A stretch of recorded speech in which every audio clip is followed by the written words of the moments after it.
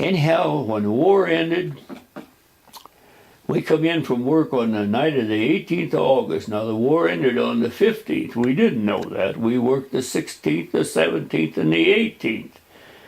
And we worked till 12 o'clock at night and then walked back in 3 miles to camp.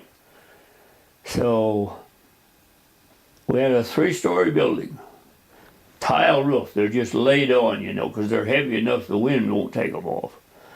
And everybody went in and just sacked out. Just never even bothered to take their breechclout off, because that's what we wore, was a breechclout. And I said, well, I'll just stay out here for a while. And I'm walking around the yard about 300 cubic foot square, and I heard a plane. And I stuck my head back in the barracks and hollered air raid. You ought to see the guys come out of that 3-story building.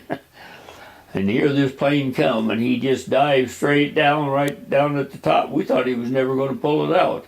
And then he pulled it back up about 10 feet from off the top of that building. And he took about 10 foot of that tile with him, just the suction of that fire plane. And then he had the stars and stripes painted all over him, you know. He made a big circle then and come back and dropped a duffel bag, saying the war was over and there was cigarettes and Hershey bars and everything for the guys. Well, if a guy grabbed a whole Hershey bar and tried to cram it in his mouth, he got sicker than a dog. So everything was picked up real fast like and sent to the mess hall.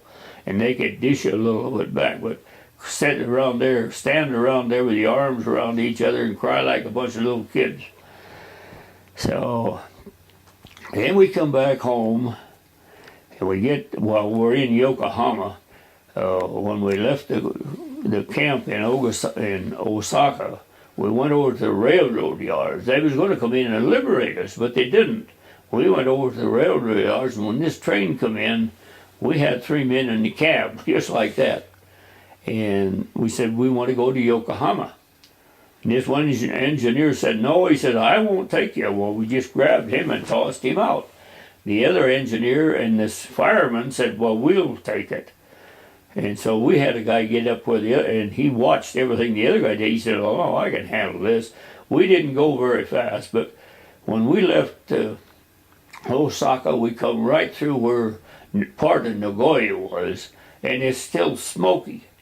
And we come all the way through that with that train. And we come to this